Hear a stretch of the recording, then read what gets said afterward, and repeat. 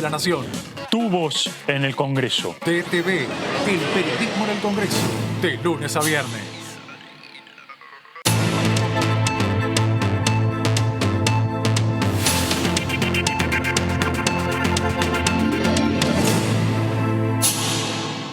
Bueno, buenas noches, ¿cómo les va? Ahí tenemos imágenes del Congreso de la Nación, imágenes en vivo que estamos recibiendo desde la Plaza de los Dos Congresos.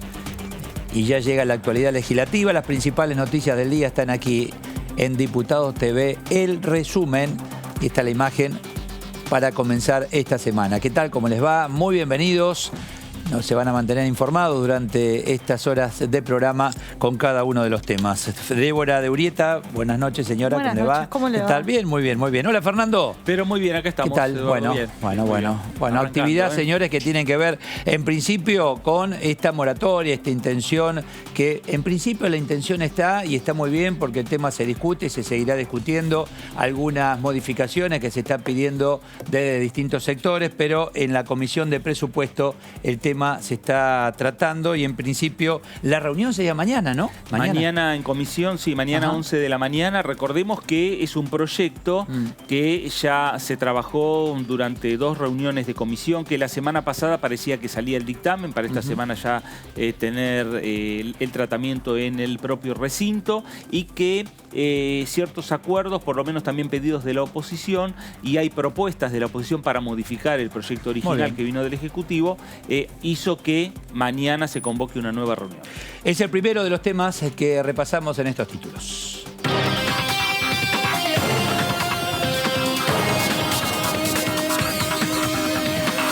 La Comisión de Presupuesto y Hacienda se reunirá mañana por videoconferencia para tratar el proyecto de moratoria en el que se analizan modificaciones propuestas por la oposición.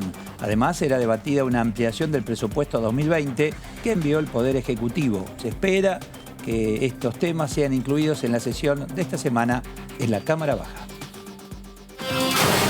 La comisión mixta que elaborará una nueva fórmula de movilidad jubilatoria volvió a reunirse este lunes. La expusieron ante los diputados el fiscal federal de la Seguridad Social, Gabriel de Bedia, y el abogado y exfuncionario Miguel Ángel Fernández Pastor.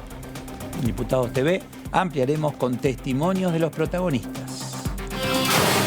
En el comienzo de una nueva semana de cuarentena con responsabilidad social, repasaremos la situación general con la voz de los diputados y diputadas. En esta oportunidad hablarán legisladores de Tucumán y Buenos Aires e informaremos sobre nuevos proyectos de ley impulsados desde la Cámara Baja.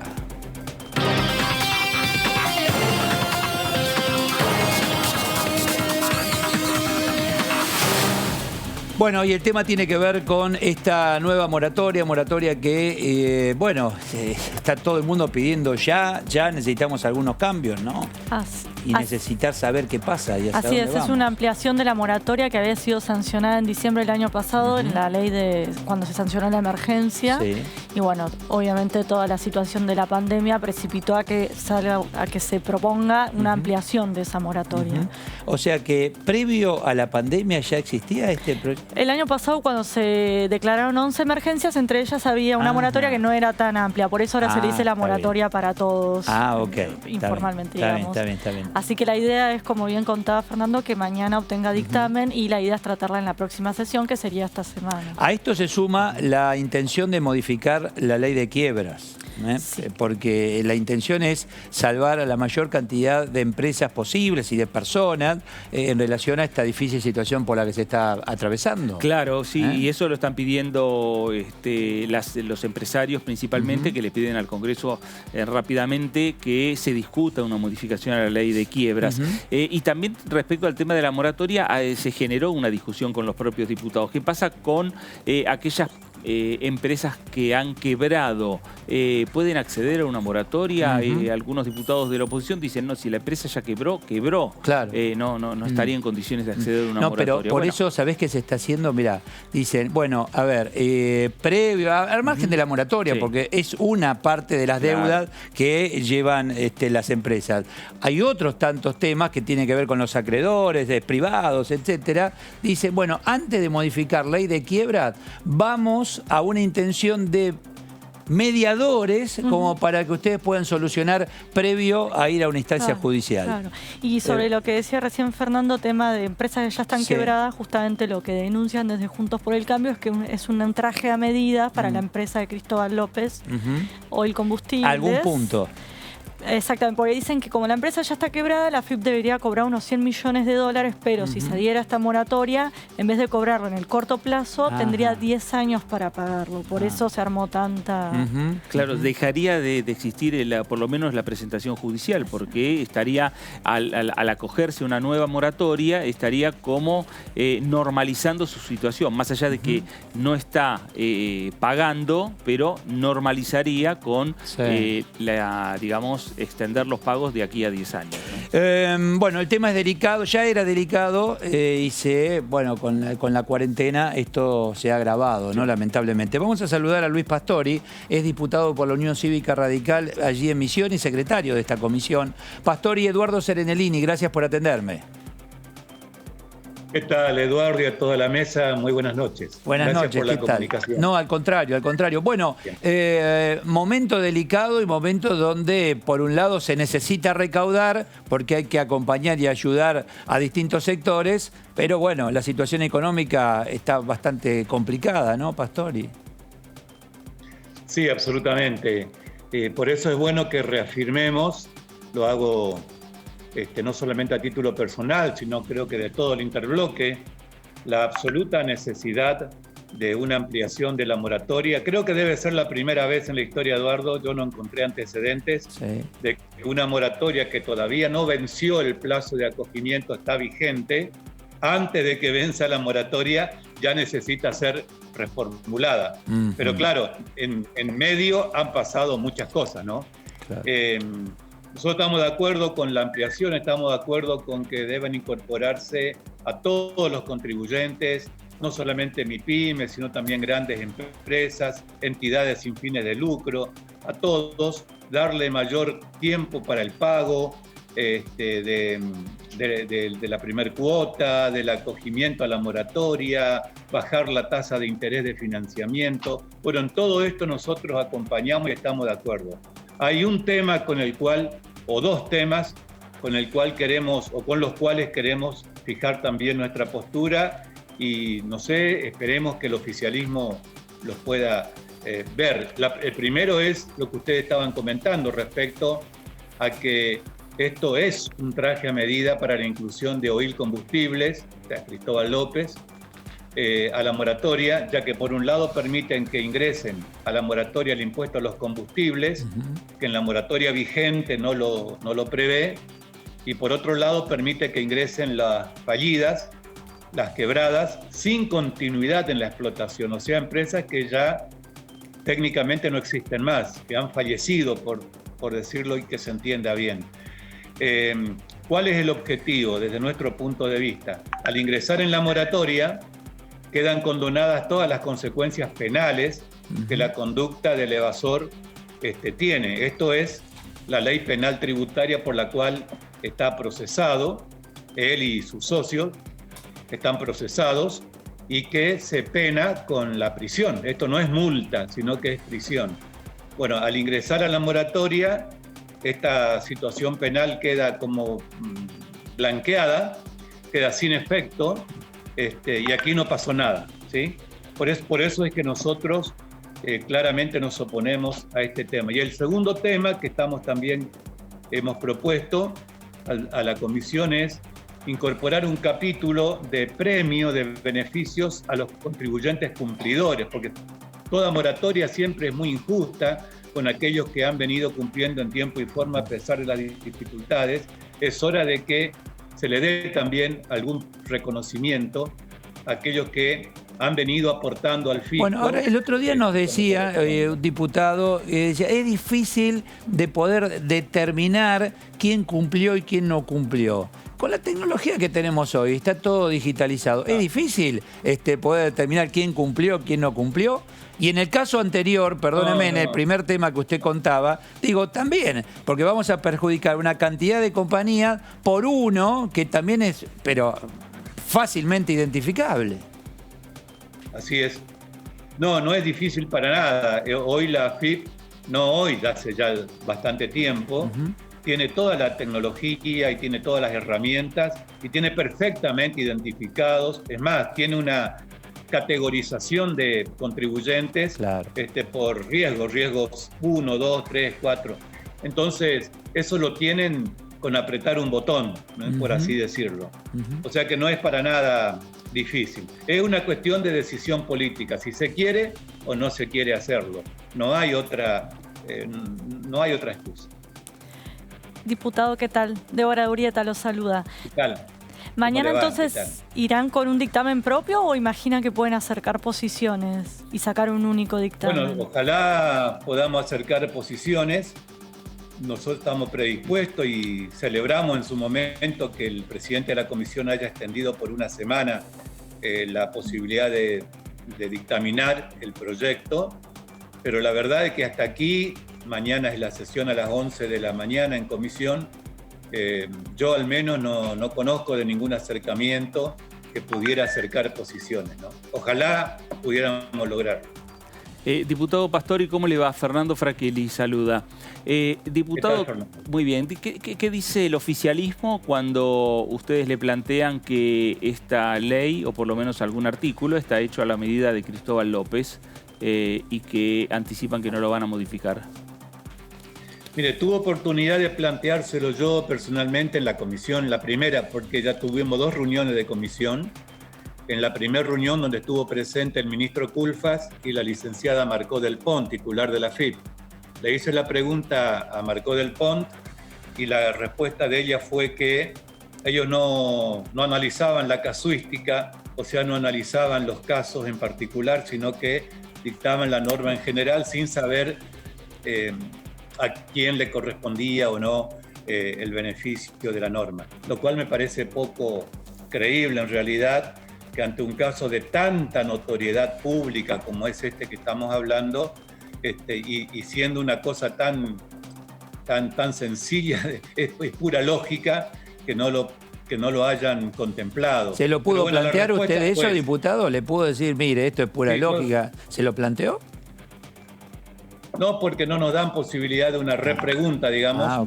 Pero la respuesta fue, no hacemos casuística, por lo tanto no sabemos a quién le comprendo, a quién no. La verdad que no es creíble, por lo menos para mí. El tema relacionado con esta intención de poner mediadores para que muchas empresas están ahí próximos a quebrar, lamentablemente, porque no pueden arreglar con los acreedores, sean privados, no tanto con el fisco, sino esto lo plantean. ¿Tiene que ver con todo esto que se va a discutir mañana?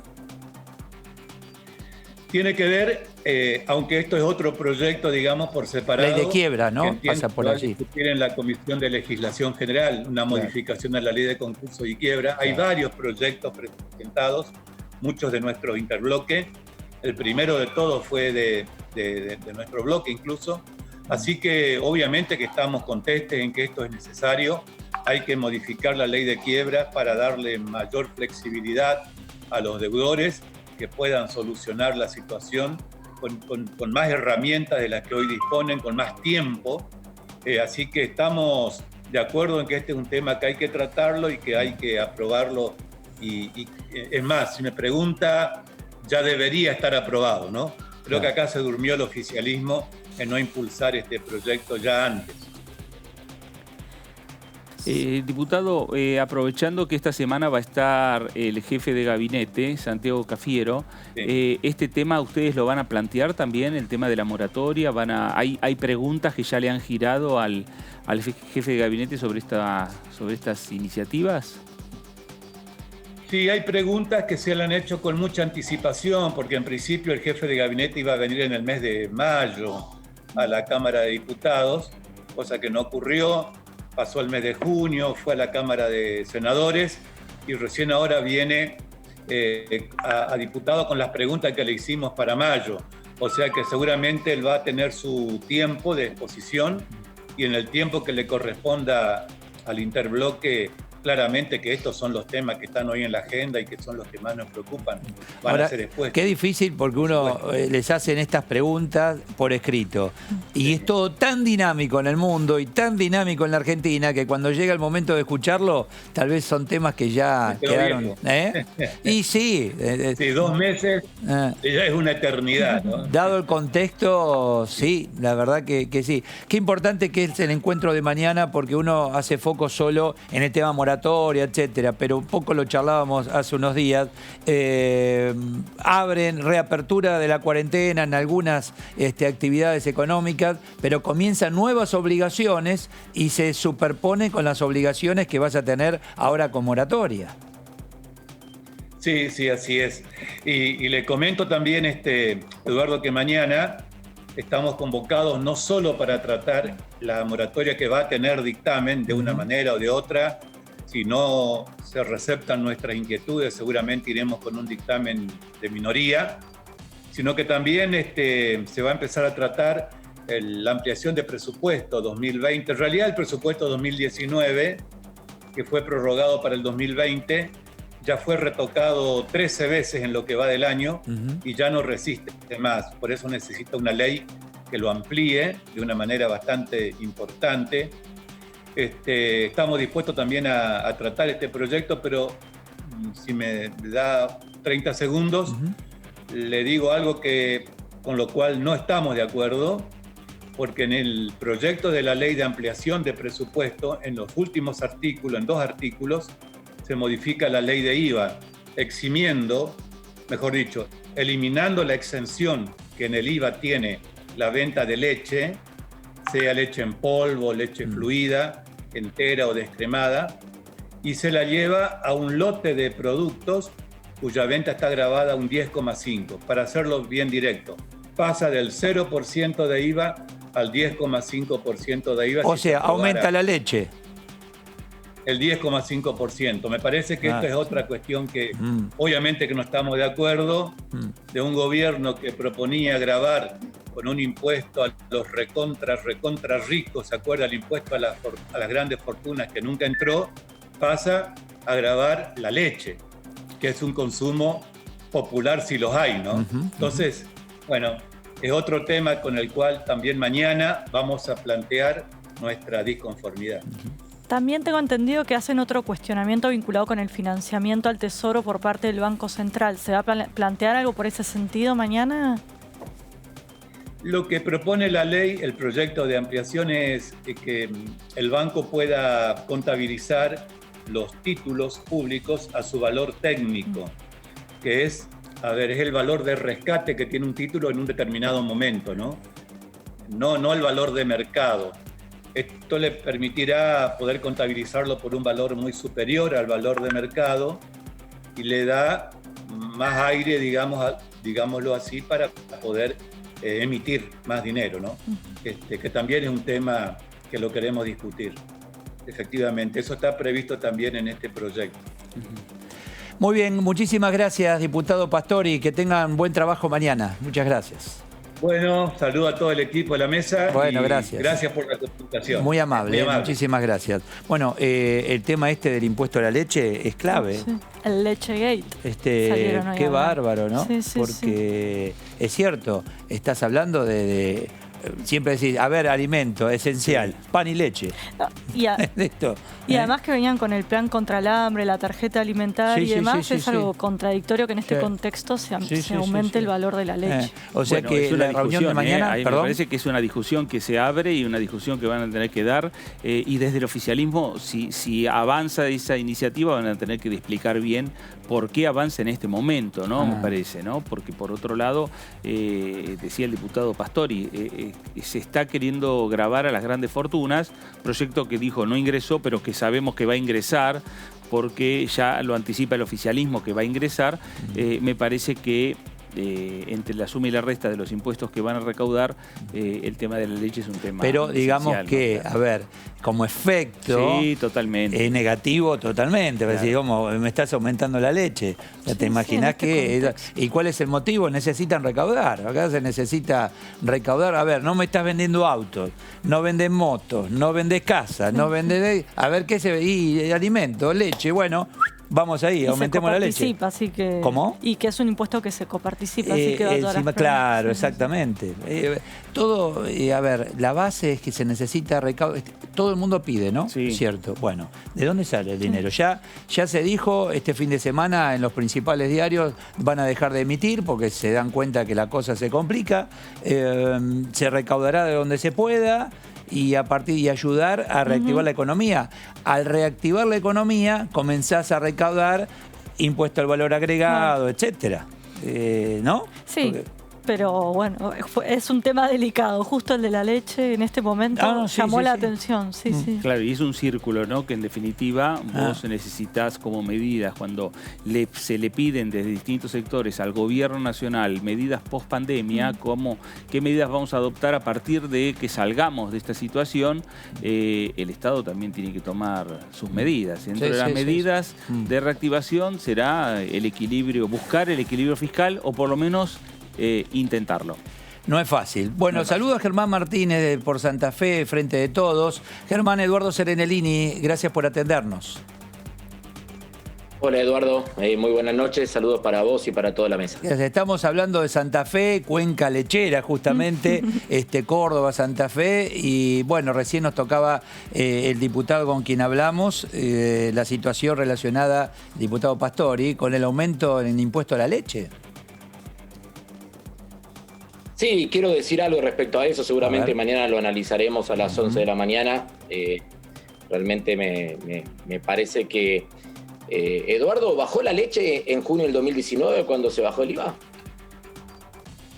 No lo sé, yo no compro leche, no tengo idea, la verdad que no sabría decirle. Bueno, sí. No, le quiero aclarar que no bajó, digamos, ¿no? Porque ahí lo que usted tiene en varios productos, pero pasa especialmente en tres, en aceites, en harina y en leche, que tiene varios eslabones de la cadena que van desde el productor hasta el consumidor, y que si uno genera una reducción de determinadas alícuotas en el eslabón final de la cadena, genera un efecto de arrastre sobre el resto de los eslabones de la cadena que muchas veces termina... ¿Usted qué me quiere decir? ¿Que cuando bajó no bajó y ahora que sube el impuesto no va a subir?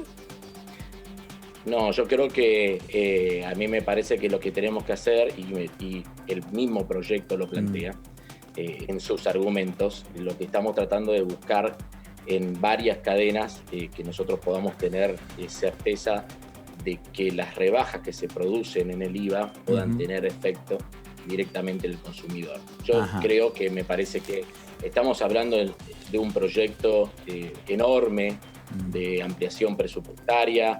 No me da la sensación de que nuestro gobierno esté planteando esto, y tengo certeza de eso, ¿no? En función de recaudación. Si vas a recaudar, vas a buscar por otro lado. Me parece que ahí tiene que haber... El tema es que en una situación económica tan difícil no debe ser nada sencillo ver por dónde recaudar. No de nada, por un lado tenés que prestar, la gente pide.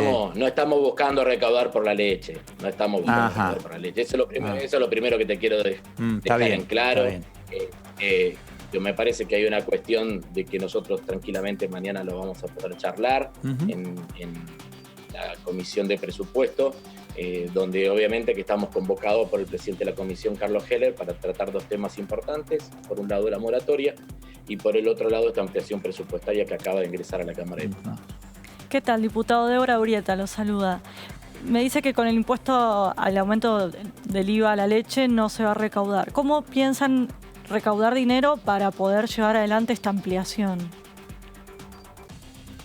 Bueno, me parece que ahí plantea claramente el proyecto de que nosotros tenemos en esta etapa dos elementos que son centrales y lo tenemos que decir claramente. Nosotros estamos teniendo un problema desde mitad del año 2018 de imposibilidad total de financiamiento externo. Sabemos el frente que tenemos en ese sentido. sabemos las negociaciones que está haciendo el ministro Guzmán con los tenedores de títulos emitidos en dólares bajo legislación extranjera. Conocemos también que la Cámara de Senadores está trabajando sobre una adecuación de ese mismo criterio a los tenedores de títulos en moneda extranjera bajo legislación local. O sea, tenemos un frente de la deuda muy, pero muy complicado. En segundo lugar, tenemos un frente fiscal, que recién lo decía Eduardo, lo decías vos. Estamos complicados en la recaudación y mientras tanto tenemos que hacer frente a enormes erogaciones e inversiones que tenemos que hacer en este tiempo para paliar la pandemia. El tercer frente que creo que es importante mencionar es la cuestión del Banco Central, ¿no? Y de los adelantos que el Banco Central puede hacer al Tesoro y que en ese sentido uno lo puede transformar en un apalancamiento de la misma actividad económica. Si te acordás, hace un tiempo largo, nosotros, creo que sí, Mercedes Marcó del Pon era presidenta del Banco Central en aquel momento, e hicimos una modificación de la Carta Orgánica del Banco Central, donde sacábamos al Banco Central de la exclusiva cuestión vinculada a la reserva de valor de la moneda y poníamos al Banco Central en la necesidad de que también piense el desarrollo económico y productivo integral de la nación, ¿no? Y nosotros en este momento también necesitamos el apalancamiento del Banco Central para poder llevar adelante nuestra política económica. ¿Eso se traduce en mayor emisión? Entre otras herramientas, obviamente. Sí.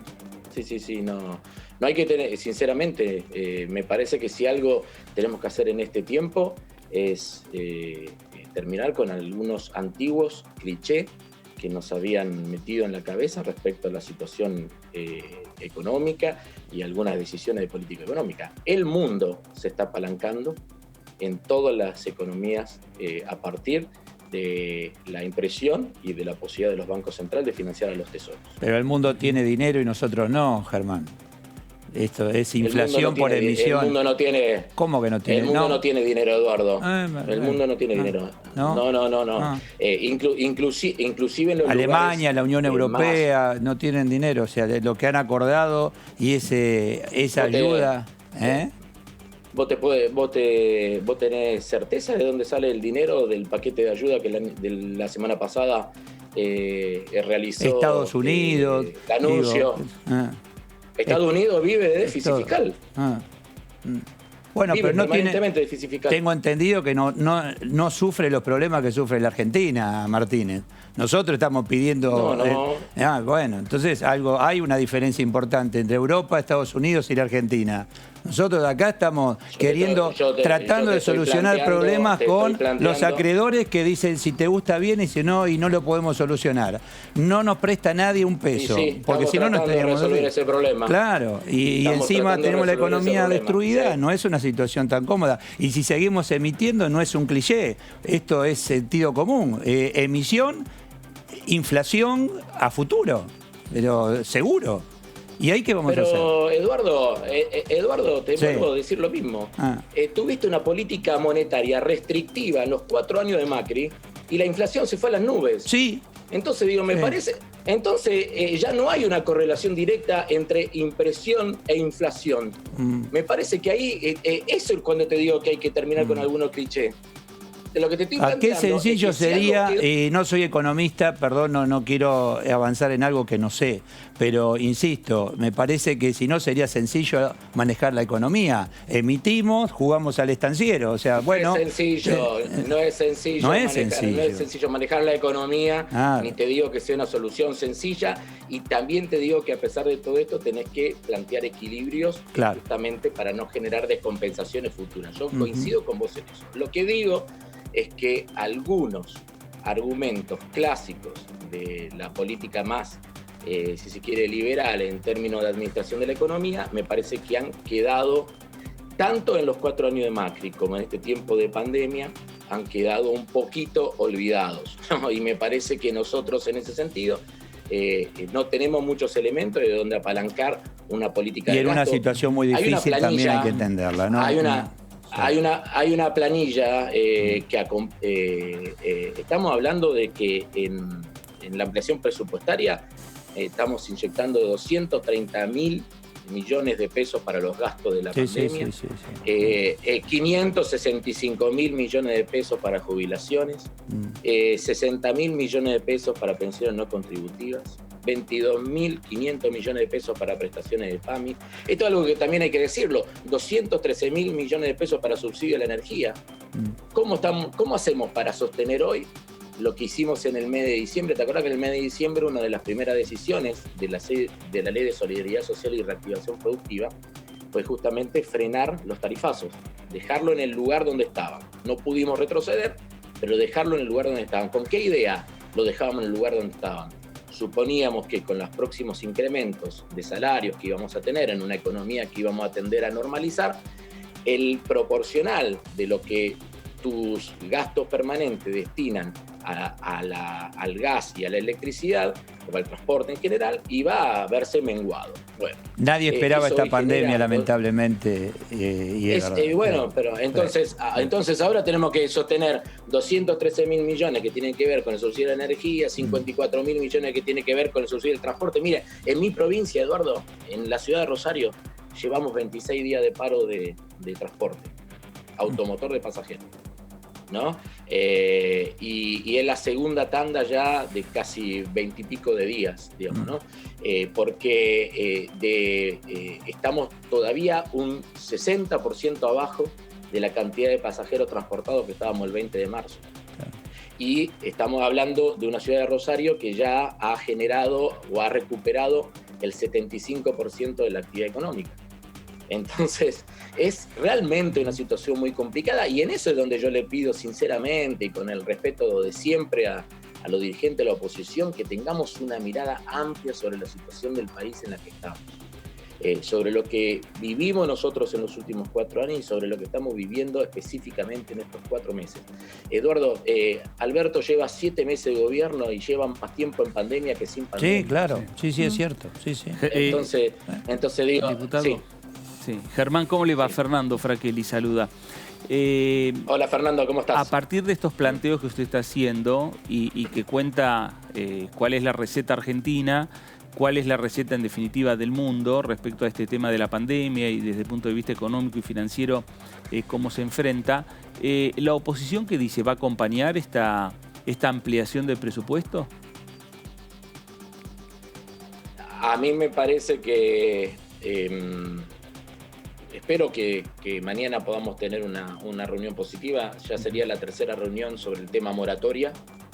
Lo que han planteado en el tema moratoria, lo decía recién claramente el diputado Pastori, realmente oponerse a una moratoria de estas características por una situación puntual que lo dijo el diputado Pastori, que realmente es incomprobable. A mí me llama la atención. En mi provincia hay 80.000 contribuyentes que acumularon deudas impositivas, aduaneras o con la Seguridad Social al 30 de junio de este año. 80.000. Así que imagínate si no es importante la moratoria que vamos a impulsar. Con un elemento adicional, nosotros pensábamos focalizar este año solamente en las pymes, y por eso hicimos el proyecto de Solidaridad Social y Reactivación Productiva, que incluyó una moratoria con deudas a fines del año 2019. En el medio de todo eso nos aparece la pandemia y hoy tenemos una situación absolutamente generalizada en el sector productivo. Entonces necesitamos ordenar eso también. Ahora, sí hay que modificar cosas, hay que tratar de modificarle, hay que tratar de llegar a consenso, pero también quiero decir algo, no es lo mismo una empresa que desaparezca que una empresa que aún en la última etapa de su proceso de quiebra la podamos rescatar. Yo esto también lo digo porque cuando una empresa desaparece, la FIP no recupera nada de lo que esa empresa le prestó. Entonces nosotros necesitamos efectivamente tratar de generar un mecanismo, que yo creo que es un mecanismo válido el que nosotros estamos trabajando, para ver si efectivamente podemos meter adentro a los 4.600 empresas quebradas que hoy le deben a la firma de 24.000 millones de pesos de deuda. Ahí estamos hablando solo pymes, no, Germán, no hablamos solo de pymes. en términos generales, Eduardo, no es solamente pymes, digamos, ¿no? Si vos te fijas ahora, lo que se está dando es que estamos ampliando las herramientas. Lo que anunció el viernes el presidente de la Nación junto con Matías Culfas respecto a los ATP es una modalidad distinta de implementación del ATP de lo que venía. Nosotros veníamos trabajando el ATP con los sectores muy focalizados, especialmente aquellos que no se habían recuperado en lo más mínimo. Hacíamos una distinción entre zonas donde hay aislamiento social obligatorio y donde hay distanciamiento social obligatorio. Y ahora lo que estamos planteando es otra cosa y tratando de incluir a empresas que antes estábamos dejando afuera, pero que necesitamos incluirla porque detrás de la empresa hay trabajadores. Y eso también lo tenemos que tener en claro. Cuando dicen que una empresa desaparezca, termine el proceso de quiebre, desaparezca, atrás de eso hay trabajadores que no cobraron, que pierden su trabajo, y también lo que tenés son una gran cantidad de acreedores que se quedan sin cobrar, y entre ellos la propia FIP. Desde la oposición también, tanto Consenso Federal como Juntos por el Cambio propone que haya un premio para los buenos contribuyentes, los que sí cumplieron. ¿No hay posibilidad de incluir eso en el proyecto?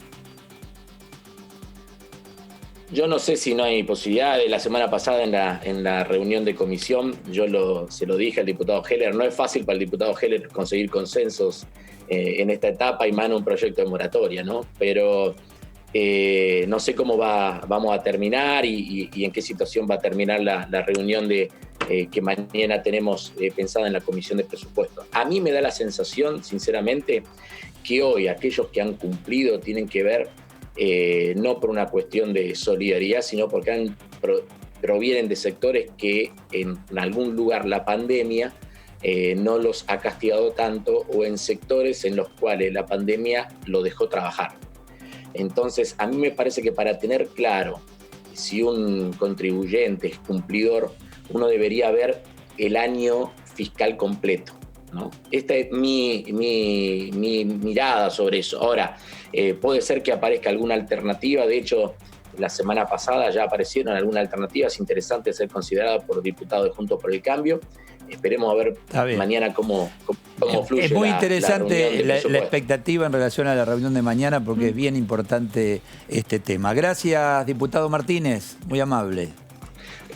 No, gracias a usted, que tenga muy buenas noches. Saludos a toda la mesa. Gracias, muchísimas gracias. Es más que importante, ¿no? Sí, es una discusión, no solo se da la discusión sobre los números y las finanzas de aquí en adelante, sino se va anticipando lo que va a ser el presupuesto 2021. Recordemos que la República Argentina está sin el presupuesto, que hubo una prórroga del presupuesto del año 2019. ¿Cómo planteas un presupuesto con la incertidumbre que tenés hoy? No sabés qué va a pasar, no sabemos cuándo va a terminar esta cuarentena. Y además todavía la pandemia, no sabes cómo arreglás el entramado externo desde el punto de vista financiero de la República Argentina, ¿no? Tampoco se sabe, ¿no? Por eso. Que mañana, que pasado, que sí, que no, que estamos cerca, que estamos lejos, que no, legislación extranjera, pero el tema es que no cede. No. Y Argentina no puede más, fue claro el presidente, dice hasta acá llegamos, más no se puede, porque si me comprometo después no cumplo, y no quiero. Bueno, muy bien, ¿y entonces qué hacemos? Y te tiran de todos lados, ¿ves? De cada punta de la sábana. El asunto es que tienen que presentar el presupuesto antes del 15 de septiembre. También parece muy pronto, porque ya prever para el año que viene, por más que sea el 15 de septiembre. Sí, bueno, para eso hay que trabajar y mucho. Sí, por eso es importante la reunión de mañana, y será mañana y pasado, y bueno, si tienen que esperar un poco más, se esperará a ver cómo sigue la historia. Porque, a ver, estamos hablando en el fondo de... Fíjate dónde comienza toda la historia. No hay economía. La economía está parada. Entonces vos me podés pedir todo lo que quieras. Decime, sí, patalear, no despidan, no suspendan, pagá. Decís, ¿con qué? Tomá, esperá, que acá tengo la llave, tomá, andá a la oficina y manejalo vos. Yo no digo, no puedo. Y es así. Y está el que te dice no puedo, pillo, que aprovecha. Porque también ahí es donde se hablaba de decir, bueno, a ver si podemos discernir quién es uno y quién es el otro. Claro. Esa es la idea. No estaban diciendo, bueno, el que está pobrecito por la pandemia, por la cuarentena, y te das cuenta el que viene, viste, con resto. Es interesante que se dé esta discusión, y me parece que se dé el compromiso de todos los sectores. Claro. A dar por lo menos discusión. Permitime que saludo a Javier Campos, Coalición Cívica por Buenos Aires, vicepresidencia de la segunda, vicepresidencia segunda de la comisión.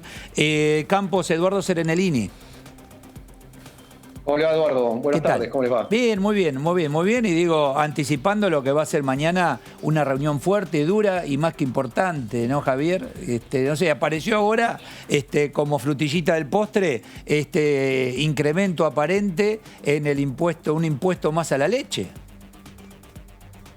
Sí, no, la verdad que muy impresionante que ahora, después de todo lo vivido, de todo lo escuchado en la Cámara de Diputados los 2 años anteriores, en cuanto a tratar de alivianar, ¿no?, los consumos más populares y más de primera necesidad, y que ahora vuelve el IVA el 10,5 a la leche, ¿no? Pero bueno, me imagino que eso será una de las cosas que se van a modificar. Ahora vamos a ser justos, yo no creo que nadie se va a inmolar. No va a decir, bueno, a ver, vamos a aumentar el impuesto a la leche, algo que sabés que en un minuto y medio te van a saltar todos a la yugular. Por algo, o no se puede recaudar en otros sectores, algo ocurre. Bueno, ahí está, pero está muy bueno ese punto. Porque esto mismo le viene pasando a la Argentina todo el tiempo. Cuando el que es gobierno se pone en una cierta austeridad o en una seriedad fiscal, la oposición le dice de todo y prácticamente le hace imposible realmente tener un presupuesto equilibrado y tal. Y bueno, yo creo que de esto hay que aprender, ¿no es cierto? Porque ahora los mismos del Frente de Todos que decían lo contrario ahora tienen que hacer exactamente lo contrario que decían. Así que me parece que es un aprendizaje. Ojalá podamos aprender de que si no nos ponemos de acuerdo en este tipo de cosas, la Argentina no va a tener futuro. Yo creo que soy convencido de eso, ¿no? Sí, diputado Javier Campos, ¿cómo le va? Fernando Fraquelli saluda. Claro, el tema también es discutir dónde se hacen los recortes, ¿no? Bueno, el diputado Martínez recién nos comentaba que con la rebaja del IVA a la leche no hubo rebaja en los precios.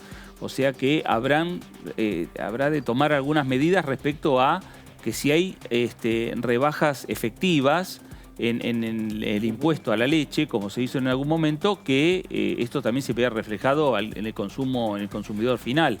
Y después discutir también los diferentes bloques políticos cuando tienen que hacer reajuste en lo que tiene que ver con recortes de partidas presupuestarias en el Estado, saber dónde se van a hacer los recortes.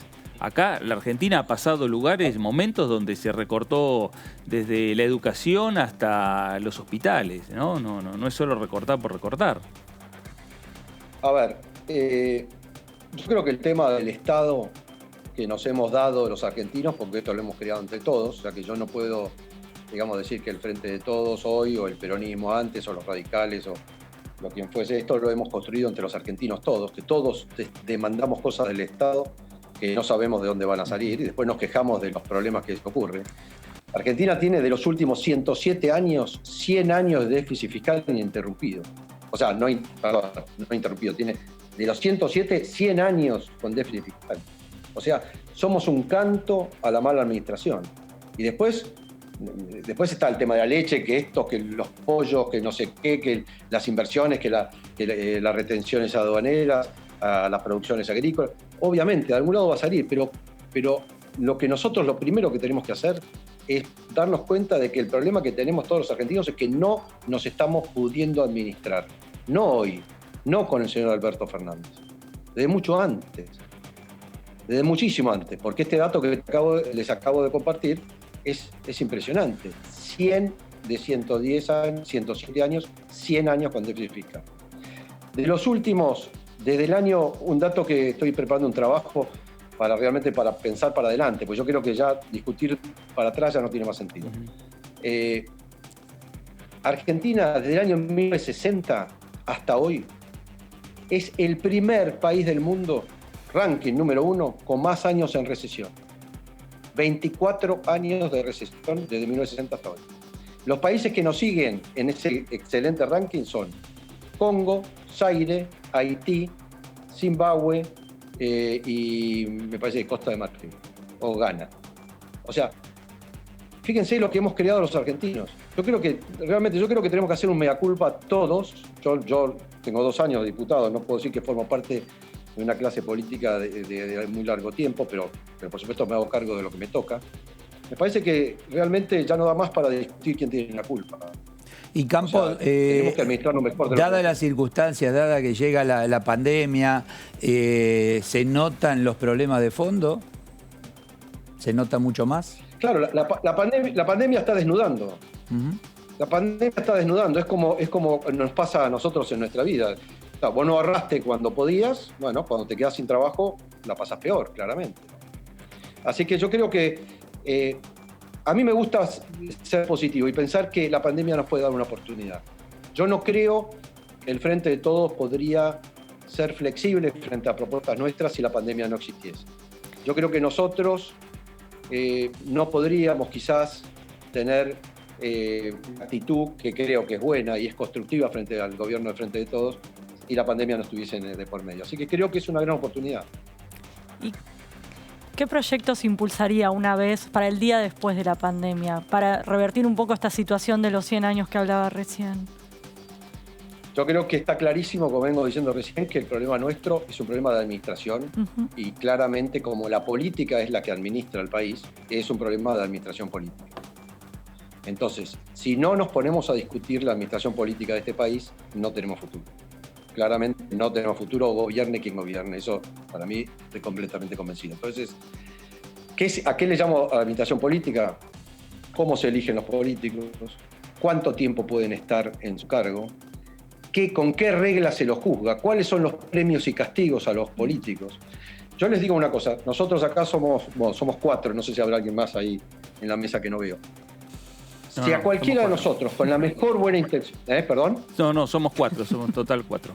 Somos 4. Si a cualquiera de nosotros 4 nos dan cualquier cargo ejecutivo en la Argentina hoy, político, una intendencia, una gobernación, la presidencia, inmediatamente nos vamos a ver que estamos jugando con unas reglas con las cuales nosotros no queríamos jugar o pensábamos que veníamos con muy buena intención y nos encontramos con estas reglas. Por ejemplo, ¿cuáles son nuestros incentivos? Nuestros incentivos son a gastar y a endeudarnos para mantener el gasto. ¿Cuál sería nuestro incentivo a tener un presupuesto equilibrado? ¿Cuál sería nuestro incentivo a no contratar más personal del necesario? Si contratando personal logro adeptos, logro gente que me siga las marchas, que me llene los actos, etc. Entonces, tenemos que empezar por darnos cuenta de que el político no es ni bueno ni malo, responde a incentivos. Y los incentivos que nosotros, los argentinos, hemos creado son malos. A los fines de la administración son malos. Incentivamos al político a contratar gente y a endeudarse con la sola salvedad de que no le explote durante su mandato.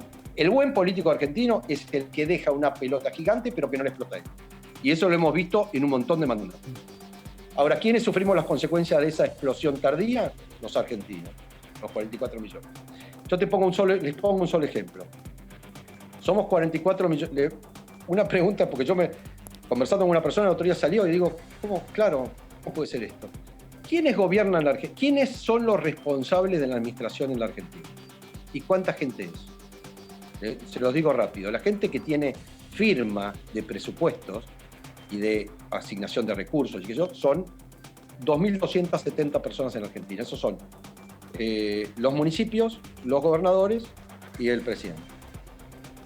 Cuando uno quita los municipios de menos de 5.000 habitantes, que pesan 5% del total de los presupuestos del país, te quedan 383 personas que gobiernan esta Argentina y que manejan los presupuestos de este país. Bueno, básicamente el problema nuestro es que 44 millones de argentinos no hemos podido crear una cantidad de reglas y de sistemas de control y de incentivos buenos para que estos 386 personas administren la cosa pública bien, con seriedad, no gastando más de lo que tienen, teniendo ¿cómo se llama?, presupuestos anticíclicos, etcétera, etcétera. No lo hemos logrado. Ese es nuestro error como argentino. Bueno, mañana de todos modos es un día importante, estamos en medio de la tormenta y seguramente se van a poner de acuerdo, ¿no? Porque hay un denominador común que es la cantidad de gente que está en emergencia y hay que acompañarlos como sea, Campos. Claramente nuestra posición es sí a la moratoria, queremos un matiz, que es poner algún tipo de zanahoria, de premio a los que cumplieron, que eso puede ser más chico, ¿vale? No es importante. Bueno, y ya lo escuché al diputado Martínez y lo deben haber escuchado también con Pastori. Realmente me parece que nada bueno puede salir si uno, hace realmente abre mano de los conceptos morales más importantes que hacen a la convivencia. Yo creo que el tema del impuesto a los combustibles y de que sería la primera vez en la historia de que la AFIP puede reconocer una moratoria a empresas quebradas, no ha existido en la historia eso, ya lo he chequeado. Bueno, me parece que sacando esas dos cosas estamos todos de acuerdo, la moratoria tiene que salir sí o sí. Sería buenísimo que el Frente de Todos no tensione en ese punto, porque la verdad es el único punto importante, ¿no? Y no concuerdo con el diputado en el sentido de decir que las empresas quebradas no pagan. En este momento, la quiebra de ese grupo tiene $100 millones en un plazo fijo listos para hacer, el juez ya los puso a disposición de los acreedores y la AFIP es un acreedor privilegiado, o sea que la plata está ahí y se va a entregar a 100 meses, 120 meses. Sería bueno no discutir eso y yo creo que todos nosotros estamos de acuerdo con eso. Y queda el puntapié con el tema de ley de concursos y quiebras, ¿no? Ahí algo hay que hacer. Además, hay que hacerlo también. Claro. Es un mundo, estamos viviendo una situación de excepción que necesita de medidas excepcionales, así que van a tener nuestro apoyo, claramente. No, claro, y además, más allá de lo que tiene que ver con la moratoria, con el proyecto de concursos y quiebras, lo que usted estaba señalando anteriormente, que me parece que es pensar un poquito a la Argentina a largo plazo, que en algún momento tendrían que empezar a ver de qué manera Argentina empieza a discutir algunos temas pensando en el largo plazo, que haya un grupo de diputados que estén pensando en el largo plazo, a lo mejor hasta formar alguna comisión que trabaje por afuera de lo que es la coyuntura. Claramente yo me anoto para eso. Claramente me parece que Argentina debe trazar una línea. Ahí está muy bien la recuperación de la democracia de 1983 a la fecha, pero fueron 37 años que, sobre todo económicamente y desde el punto de vista de las instituciones, han dejado mucho que desear. Y creo que la pandemia nos abre una oportunidad enorme en ese sentido. Enorme. De acá en más, una vez que salgamos de esta pandemia, que indudablemente lo vamos a lograr, el mundo está buscando salir de la cuarentena, ¿se vienen tiempos difíciles, Campos? La verdad que sí, pero a ver, yo creo que a la Argentina no le va a quedar otra opción que mirarse a la cara y decir, acá los argentinos tienen ahorros, digamos que los tienen en moneda extranjera y que son mucho fuera del país, etcétera, y realmente la salida de la Argentina va a ser por seducir esos capitales. Si no logramos seducir esos capitales, no vamos a tener futuro, y para hacerlo vamos a tener que mostrar que nos podemos administrar, y para eso vamos a tener que lograr acuerdos. Si no, no va a haber salida, porque ¿quién nos va a prestar la plata ¿quién va a invertir en la Argentina? Si no somos nosotros mismos, ¿no? Diputado Campos, que tengan buena reunión mañana. Muchas gracias. Bueno, muchas gracias, Muchas gracias por la invitación. Muy amable, muy amable, muy amable. Claro, lo que se viene después también hay que remar ahí, Débora. Va a estar mañana con pochoclos, hay que verlo. Sí, ¿no? Sí, seguramente. Bueno, vamos al tema relacionado con la comisión, ahora que tiene que ver con la comisión mixta en relación al debate de la fórmula de movilidad jubilatoria. Otro tema, está el jubilado ahí atento, siempre decir, bueno, a ver, y van a discutir lo nuestro. Bueno, finalmente sí. Bueno, claro, es el momento, sí. Es el momento que se está discutiendo, claro, porque es difícil también, porque además... ¿Qué fórmula? ¿Cómo hacer? Claro, porque las fórmulas que estaban hasta antes que comiencen ya los aumentos por decreto, se suspenda la movilidad jubilatoria, las fórmulas estaban casi conformadas respecto a lo que tenía que ver, una de las variables, la recaudación impositiva, una de los que cayó fuertemente. Otra de las variables es el tema del aumento del salario del trabajador. Otra de las caídas que tuvo, por lo menos no hubo paritarias este año. Ahí es donde aparece el presidente y dice, bueno, vamos con decretos de ayuda. Claro. O decretos. Dice, no puedo seguir con decretos. O sea, en algún momento esto, por eso la urgencia también para discutir el tema. Sí, si bien por decreto se extendió hasta fin de año, que se puede hacer por esta vía, lo que quieren o lo que querían, era tener la fórmula lista para septiembre, justamente por el temor a la ola de juicios que se puede venir. Claro. Entonces, bueno, están haciendo estas reuniones y se barajan distintas ¿Juicios por qué? No, porque desde que no es por decreto eternamente, no podés, claro. Claro, bueno, porque se vieron perjudicados, que fue por debajo de la inflación o lo que fuera, empezaron a haber juicios. Eugenio Semino fue uno de los que presentó y demás. Entonces la idea es tener una fórmula lo antes posible, pero bueno. Claro, ¿qué fórmula se? A ver, ¿qué elegimos? Claro. ¿Qué variante de qué nos agarramos? Hoy lo que se planteaba era que sea una fórmula que tenga en cuenta la recaudación para no poner en riesgo las arcas del Estado, pero que a la vez se conforme un fondo anticíclico, no me sale la palabra. Un fondo anticíclico para que cuando la recaudación caiga se pueda asistir a los jubilados y que no pierdan poder adquisitivo. Hay un montón de variables, la verdad. Entonces, pero las variables yo te diría que en muchos puntos coinciden entre oficialismo y la oposición. Puede haber, respecto a si se utiliza más una variable que puedan ser la inflación, sumada a la variable con el aumento del salario mínimo, o puede ser la variable en lo que tiene que ver con la recaudación. Pero lo cierto es que en base a esos datos, por ahí circulan todas las conversaciones y todas las iniciativas. Es cuestión de sentarse y definir rápidamente la ventaja, digo, para quienes tienen que tomar decisiones, es que la pandemia nos toca a todos, sea jubilado, seas un joven en actividad o clase, ¿no? O sea, acá toca todo. Y el jubilado se va a tener también que ajustar, lamentablemente, a la realidad que trae esta pandemia. El gobierno se escuda diciendo que no perdió poder adquisitivo respecto de la inflación, que siempre por decreto los aumentos fueron por encima de ese índice. Pero no nos olvidemos que, a ver, ¿de dónde se obtiene dinero? Del aporte de aquellos que están trabajando formalmente trabajando. Bueno, y eso, el tablero laboral se está moviendo, ¿no? Y bastante. Florencia Lampreave es del Frente de Todos, Buenos Aires, integrante de la Comisión Mixta y vicepresidenta de la Comisión de Previsión y Seguridad Social. Florencia, Eduardo Serenellini, gracias por atendernos. Buenas tardes, casi noche. Eduardo, ¿cómo te va? Bien, muy bien, gracias Florencia, muy bien. Bueno, digo, ¿de qué variable tomamos como para poder llevar adelante una fórmula y quedar bien con quien se lo merece, que es el jubilado? ¿Cómo se arma esta nueva fórmula? No es tarea fácil hoy.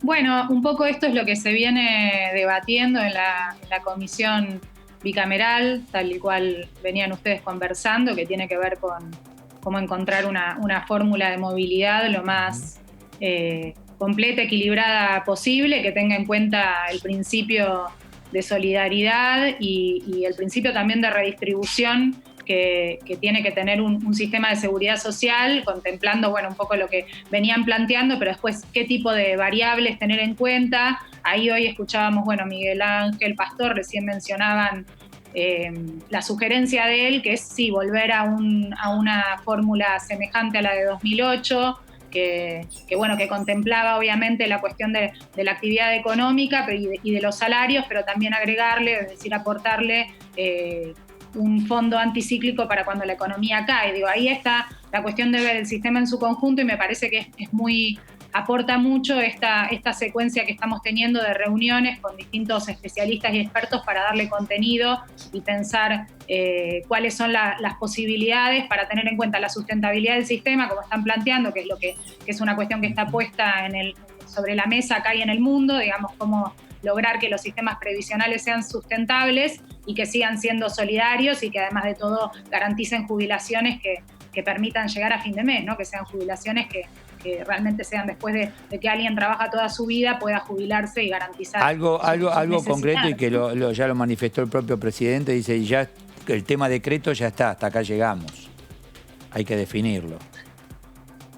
Claro, digamos, obviamente en el medio de la cuestión agarró la pandemia y entonces está prorrogada la cuestión de definir una movilidad jubilatoria con el consenso que eso demanda en el marco del Congreso, que es lo que estamos buscando. Y sí, por supuesto que esta cuestión es una cuestión coyuntural, de ir sacando por decretos distintos aumentos para ir corriendo detrás de la situación económica y garantizar una capacidad adquisitiva de las jubilaciones, pero que es preciso tener una nueva fórmula de movilidad, sí, y que sea por ley y que sea consensuada entre los distintos espacios políticos, como para darle la legitimidad y la institucionalidad que amerita.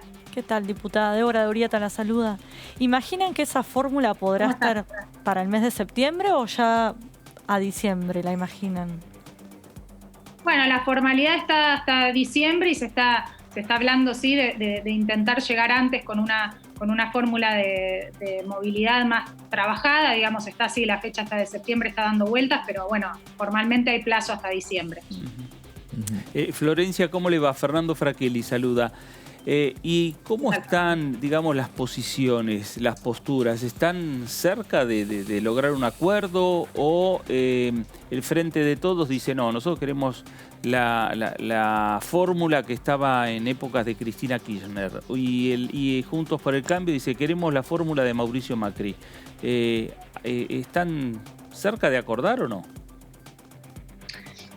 Mira, la discusión hoy no está planteada en esos términos, tampoco está puesto en papel una propuesta concreta. Me parece que lo que hay que tener en cuenta son los principios y luego ver qué índice se acerca a esos principios. Por eso yo decía hace un ratito esta cuestión de tener en cuenta un sistema que no, por ejemplo, no acreciente la desigualdad hacia adentro del sistema entre los jubilados que cobran la mínima y el resto de los jubilados, que es un poco a donde tendía el sistema instaurado por Cambiemos en su momento. Ese sistema había ampliado mucho la brecha entre jubilaciones, entonces, digamos, hay como cuestiones de debate que son más bien de principios y después hay que ver qué fórmula atiende mejor esos principios, digamos, porque si no termina en una discusión como un poco técnica, que hoy además no está puesta en esos términos sobre la mesa, sino que se trata de escuchar expertos que nos hablan de cuestiones técnicas, pero en función no de objetivos políticos, y yo ahí creo que sí, digamos, vamos a poder encontrar determinados puntos de encuentro en la necesidad de tener un sistema que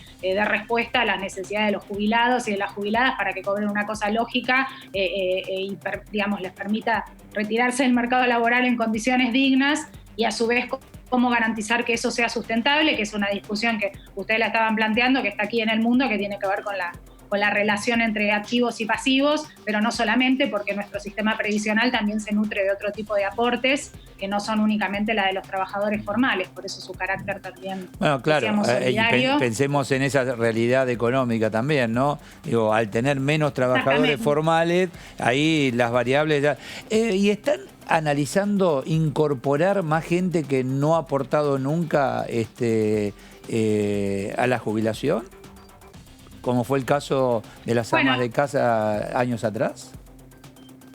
Como fue el antecedente de la moratoria previsional. Sí. No está puesto en debate hoy eso en la comisión, pero yo creo que es un tema que amerita una discusión, porque bueno, uno sabe que un montón de personas, o sea, de lo que estamos discutiendo es cómo se retira del mercado laboral y si hoy ese mercado laboral también garantiza condiciones de formalidad a la mayoría. Hoy me parece que lo que está puesto en debate también aquí en el mundo es qué consideramos trabajo, ¿no? Por ejemplo, esto que vos planteabas, aquella moratoria previsional incorporó mayormente un montón de mujeres, amas de casa, y eso es una discusión importante, porque las mujeres hoy en el marco de la pandemia, lo que tiene que ver con las tareas de cuidado, el trabajo no remunerado, invisibilizado, que llevan adelante mayormente las mujeres en los hogares, ¿no? Cuidando de chicos y chicas, cuidando de adultos mayores, cuidando de personas con discapacidad, es un trabajo esencial para el funcionamiento de la sociedad y que hoy no está reconocido como tal. Entonces ahí entran muchos debates, y esas mujeres cuando llegan a la edad jubilatoria, ¿qué pasa con esas mujeres, no? Porque no tuvieron aportes, porque tuvieron su dedicación exclusiva hacia dentro del hogar. Me parece que son debates que hay que incorporar en el marco, tal vez no necesariamente o únicamente desde el punto de vista de la fórmula de movilidad, sino también en una amplia discusión sobre un sistema de seguridad social que incluye una serie de políticas tendientes a ver cómo garantizamos condiciones de igualdad y de claro, porque ahí aparece el que dice yo aporté toda la vida, me privé de algunas cosas y me veo perjudicado. ¿Por qué ser solidario cuando no? Esa discusión la van a tener seguramente, como ocurrió en su momento. Claro, por eso digo que hay que tener en cuenta esos criterios de debate también. Claro. En qué condiciones, si hoy el mercado laboral o el sistema aquí en el mundo garantiza iguales condiciones a la hora de insertarse laboralmente, no solamente por el trabajo en negro, el trabajo precario, sino porque por ciertas otras actividades que por una cuestión, por ejemplo, sociohistórica, de división de roles, no han sido reconocidas como trabajo, como es el caso de las tareas o trabajo no remunerado de cuidados que llevan mayormente las mujeres y que también condiciona a las mujeres a mayores peores condiciones de pobreza y de desigualdad. Entonces, ahí me parece que también insertar los debates en el marco de una coyuntura en el mundo que no es en la que se pensaba en su momento, en el trabajo tal cual lo entendíamos como un trabajo formal y atado a determinadas actividades productivas que no están consideradas estas. Me parece que hay que debatir, hoy el momento del mundo obliga a debatir en términos más generales e integrales de qué hablamos para generar determinados pisos de igualdad y de justicia entre todos y todas. El sistema previsional es uno de los aspectos, pero en el marco de un sistema de seguridad social en su totalidad, ¿no? Y los regímenes... También estamos discutiendo hoy políticas sociales otras que no son solamente las jubilaciones. Me parece que hay que pensarlo de esa manera integral, más allá de la necesidad de encontrar un índice o una fórmula de movilidad. También la comisión tiene como función analizar el tema de los regímenes especiales. ¿Eso cuándo van a empezar a tratarlo? Porque hasta ahora solo se limitaron a la fórmula. ¿Eso cuándo tienen previsto empezar a debatirlo? No está no hay una fecha, digamos. Ahora estamos abocados, como te decía, a incorporar distintos, digamos, especialistas y personas que vienen trabajando técnicamente la cuestión de la fórmula de movilidad para llegar a alguna conclusión hacia fin de año, y también resta, digamos, como bien planteabas, introducir el debate sobre otros regímenes especiales que igualmente no está puesto hoy sobre la mesa. Digo, en su momento se trató sobre uno, ¿no? Que ya hubo un tratamiento en el Congreso, y no sé si se van a tratar el resto de los regímenes especiales para incorporar en este debate por la nueva fórmula de movilidad. Sí, por eso, Florencia, me parece importante en este debate, en esta discusión que se da en la comisión, más de una reunión, la presencia de Fernanda Raberta, titular del ANSES, o de las autoridades también del Ministerio de Trabajo, de Moroni, ¿no? Sí, de incorporar también a quienes representan al Ejecutivo en las distintas áreas que están involucradas, sin duda. Gracias. Sí, por eso digo, digamos, parece que viene siendo un debate muy rico y muy interesante, y me parece que estuvo muy bien planteado en ese sentido por el presidente de la Comisión, por las autoridades de la Cámara, el hecho de darnos este espacio para recibir también, digamos, a veces darle contenido a estos debates que no simplemente tienen que ver con un posicionamiento político, sino tener cómo nutrir, ¿no?, esos posicionamientos políticos y darle carnadura al debate, porque realmente tiene una dimensión tanto, digamos, de principios como política, como de coyuntura económica, como también técnica, ¿no? Este tipo de discusiones, y amerita realmente darse el tiempo y escuchar a los especialistas para tener la síntesis más superadora, digamos. Diputada, gracias. Muy amable. Muchas gracias. No, a ustedes, muchas gracias. Hasta luego, hasta luego. Bueno, el tema que se va a tratar, ¿no? Cómo llevar adelante. Va a aparecer este caso de necesidad de gente que hay que incorporar al sistema jubilatorio, y que no aportó. Y que no aportó, sí, como ya pasó. Y ahí ya pasó, ¿te acordás? Sí, que fue cuestión. Bueno, a ver, la discusión sobre la movilidad jubilatoria. Tiempos para la comisión, para la discusión. Me parece que la fecha que tienen algunos diputados del oficialismo y de la oposición puesta en mente es antes del 15 de septiembre, antes de el presupuesto 2021. ¿Por qué? Porque de ahí también va a estar lo que tiene que ver con la masa de presupuesto, de dinero que se necesita para financiar el sistema previsional en la República Argentina. Sí, y el cuidado, ver qué fórmula para no volver a equivocarse. ¿Viste? Sí, pero es un riesgo que tenés que correr. Porque además, cuando llevas esto a la discusión política, tenés unos que defienden la reforma del Frente para la Victoria en el año 2008, otros defienden la reforma de Mauricio Macri en el año 2017. Pero en definitiva también está lo que planteaba la diputada. Sobre la mesa no se puede plantear hoy eso, hay que plantear otros objetivos, porque además hay una Argentina distinta. La pandemia cambió el panorama que tenía. El mundo es distinto. El mundo cambió. Entonces, el mundo...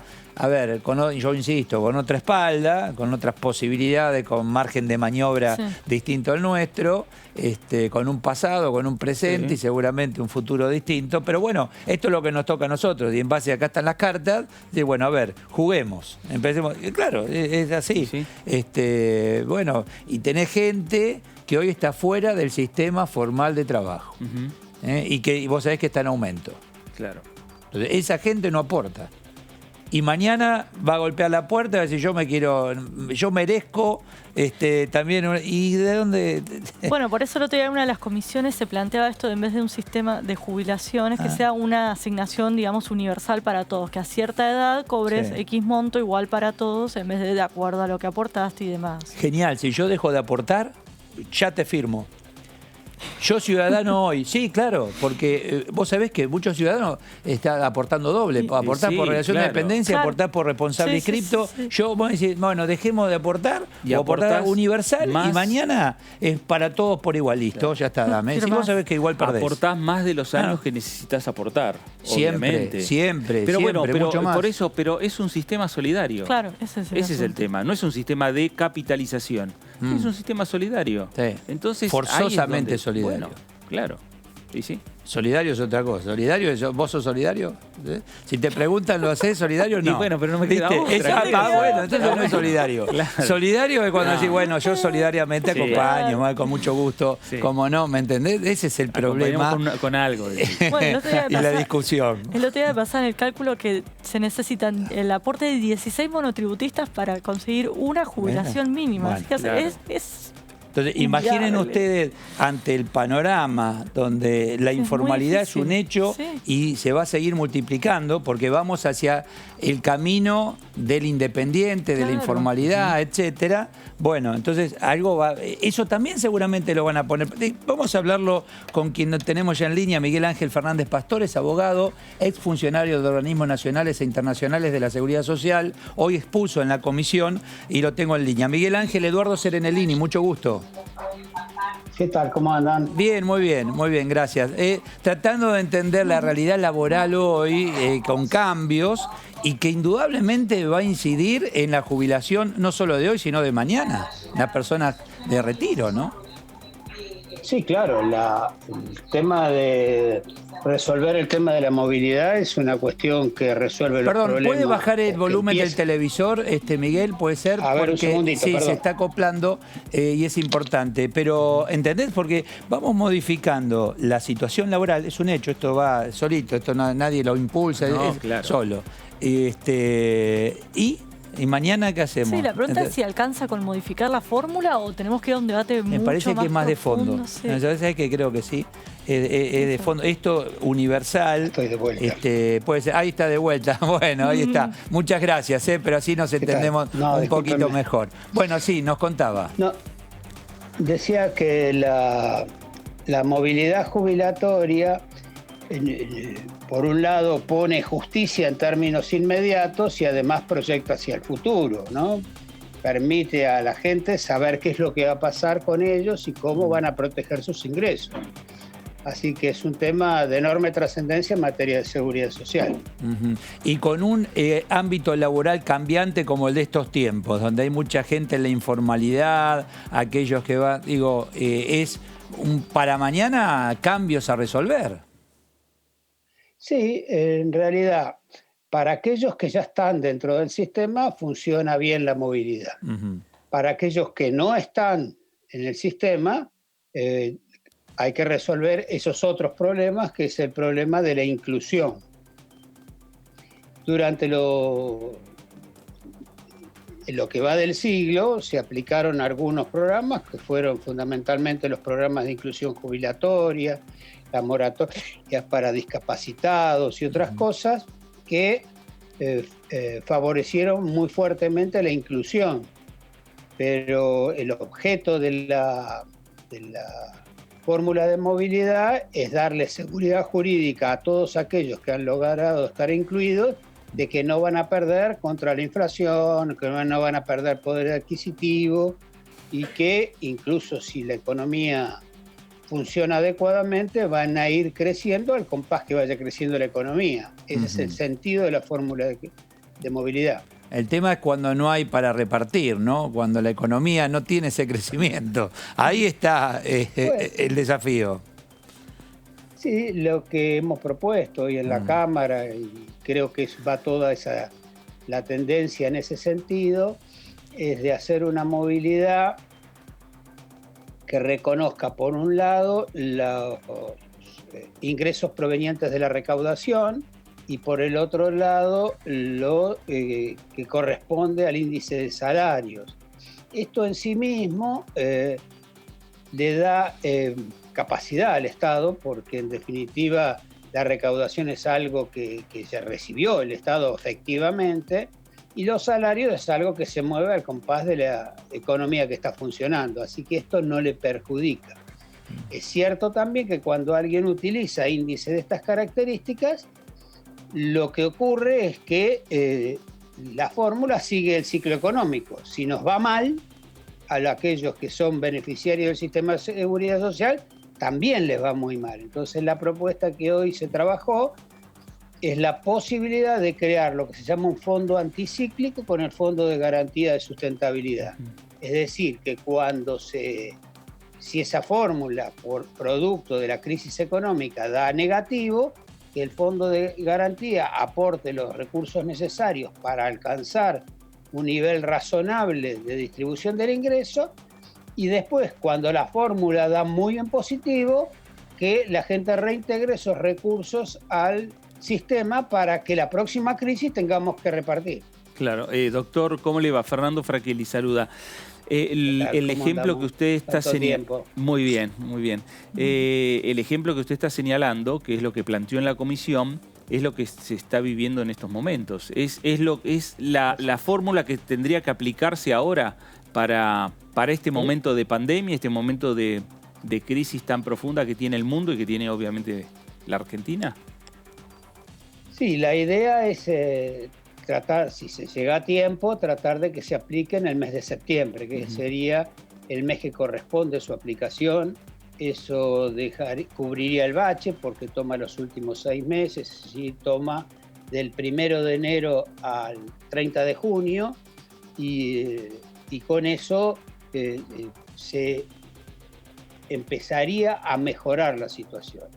Es cierto, y esto hay que tenerlo en consideración, que seguramente en esa primera aplicación que correspondería a septiembre sería una fórmula que no alcanzaría a cubrir la totalidad de la inflación producto de la crisis propia de la pandemia.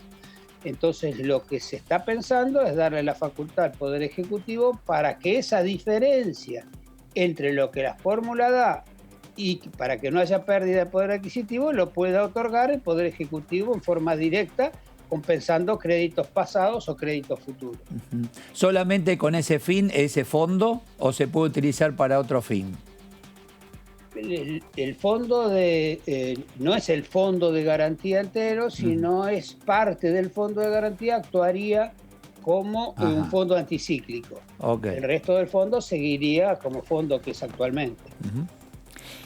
¿Qué tal, doctor? Débora Urieta lo saluda.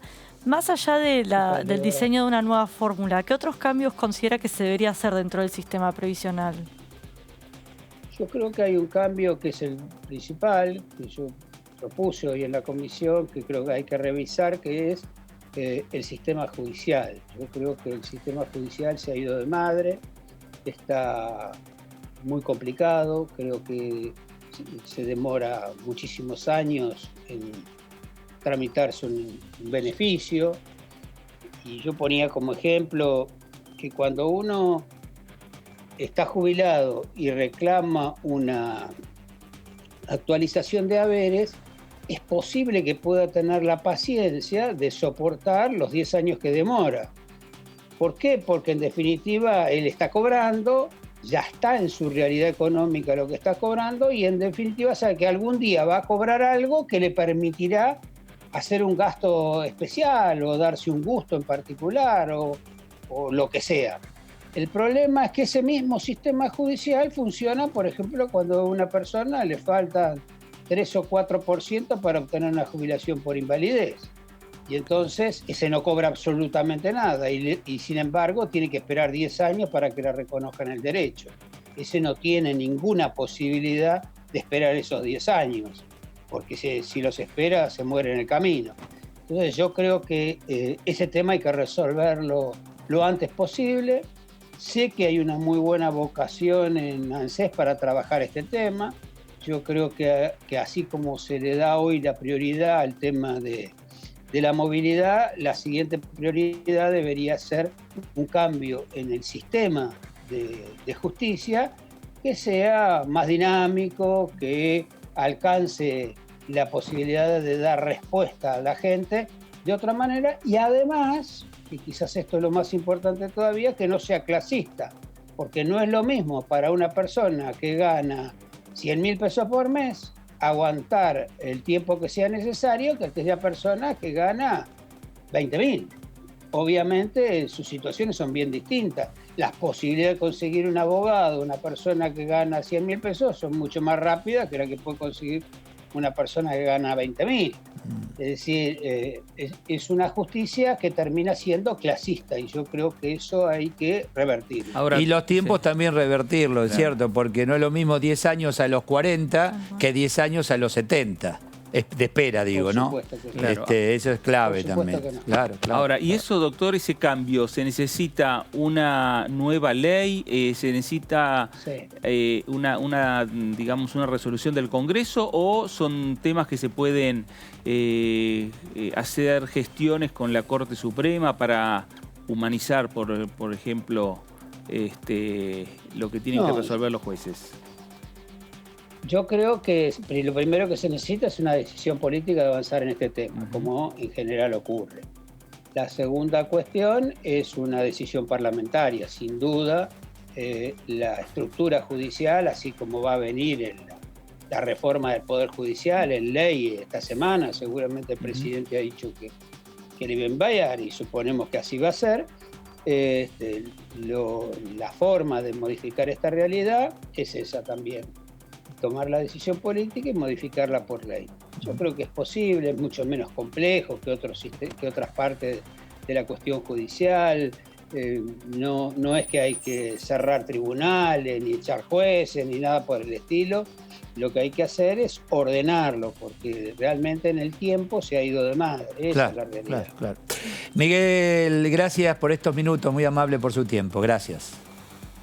No, gracias a ustedes y hasta siempre. Gracias, es muy amable. Bueno, qué tema también, ¿no? Sí. Todos vamos a llegar si Dios quiere, y en ese momento te quiero ver. Te digo, hay que esperar 10 años. No, claro. ¿Viste? Es todo, ¿no? Son además 10 años. A esa edad o lo que fuera es mucho más complicado. Por eso digo, claro, no es lo mismo esperar 10 años a los 40 que a los 70, no sé. Hacemos una pausa, tenemos más resumen de este día.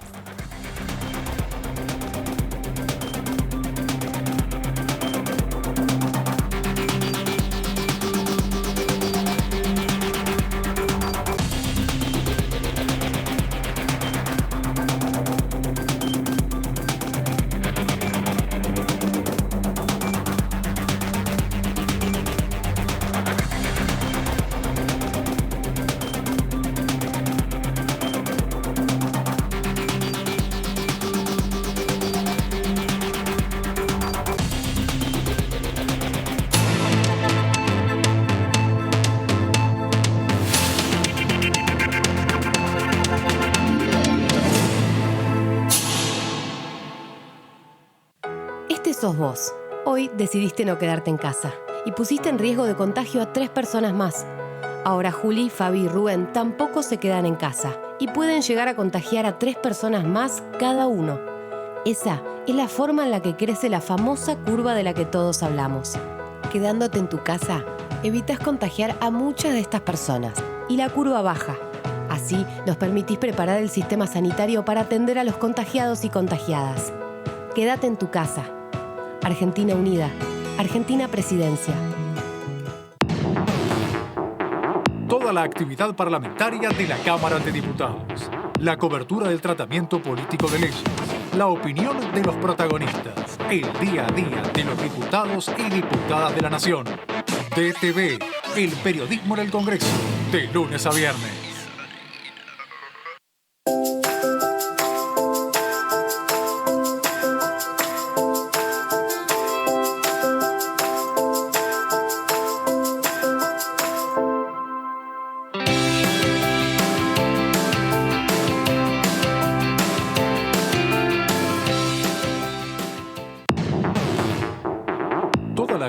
Parlamentaria de la Cámara de Diputados. La cobertura del tratamiento político de leyes. La opinión de los protagonistas. El día a día de los diputados y diputadas de la Nación. DTV, el periodismo en el Congreso, de lunes a viernes. Durante todos estos días habrás escuchado que queremos achatar la curva. ¿Pero qué significa? Que estamos tomando las medidas necesarias para que los contagios en Argentina no se produzcan todos al mismo tiempo. La cuarentena obligatoria es la única forma que tenemos de bajar la cantidad de contagios y evitar que todos nos contagiemos a la vez. Así, mientras más chata sea la curva, mejor va a poder reaccionar nuestro sistema sanitario. Por eso insistimos tanto para que te quedes en tu casa. Quédate en casa. Cuidarte es cuidarnos. Argentina Unida. Argentina Presidencia. Toda la actividad parlamentaria de la Cámara de Diputados. La cobertura del tratamiento político de leyes. La opinión de los protagonistas. El día a día de los diputados y diputadas de la Nación. DTV, el periodismo en el Congreso, de lunes a viernes. Al virus lo frenamos entre todos. Al virus lo frenamos entre todos. Al virus lo frenamos entre todos. Al virus lo frenamos entre todos. Al virus lo frenamos entre todos. Al virus lo frenamos entre todos. Al virus lo frenamos entre todos. Al virus lo frenamos entre todos. Al virus lo frenamos entre todos. Al virus lo frenamos entre todos. Al virus lo frenamos entre todos.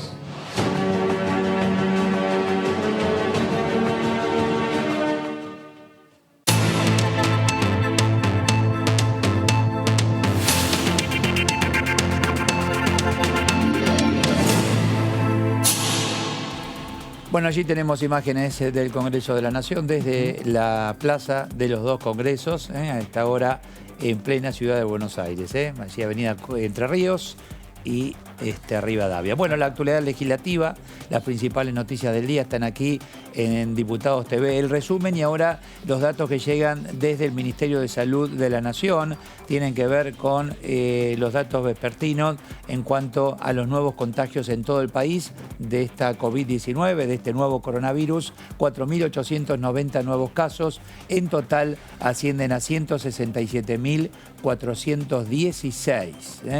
En cuanto al total de contagios de hoy, 3.351 casos son de la provincia de Buenos Aires, 1.059 en la ciudad de Buenos Aires. No bajamos de los 1.000 últimamente, ¿viste? No, claro. En la ciudad de Buenos Aires. Sigue siendo, digo, claro, el epicentro del AMBA, ¿no? El AMBA, sí.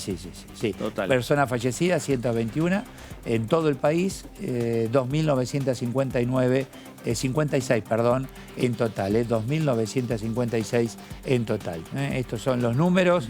Se registraron 4.890 nuevos contagios en todo el país. Por eso las autoridades están monitoreando día a día los números en relación a ver en qué momento comienza a descender la curva, ahí está el pico. Claro.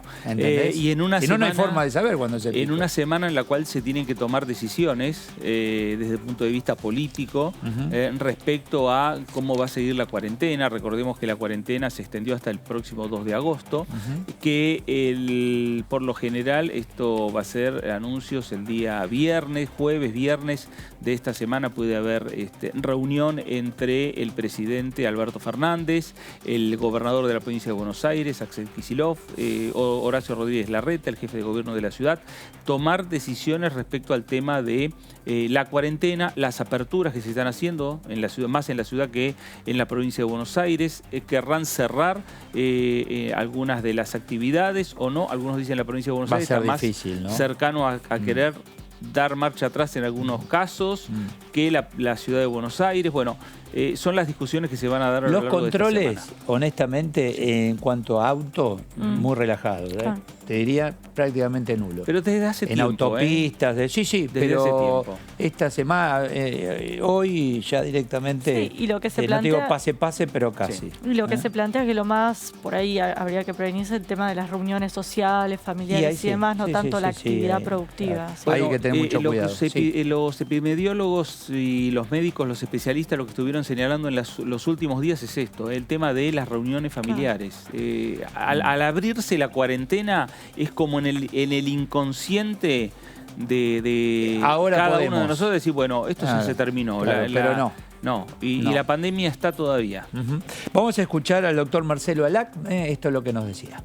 Mira, la refuncionalización es una estrategia que adoptó el Ministerio de Salud de la Ciudad de Buenos Aires, pero anterior a la existencia de la pandemia, y suena algo coherente. Por supuesto que ahora, frente a una situación de emergencia, tenés que vitalizarla, tenés que darle un sentido quizás hasta diferente. El plan es bueno, pero ahora tenés que trabajar de una manera distinta. Lo que significa es que vos tenés un gran cordón rojo, que es el de 4 hospitales que se dedican a la atención primaria de todos estos pacientes, donde tenés todas las prestaciones intensivas. Terapia intensiva de adultos, terapia intermedia, shock room, unidad coronaria, es decir, todos los mecanismos de contención para que la persona grave, recuerden lo que hablamos siempre, la persona grave es 5% de la población. ¿Sí? La inmensa mayoría transcurre en sus domicilios o aislados en una institución no hospitalaria.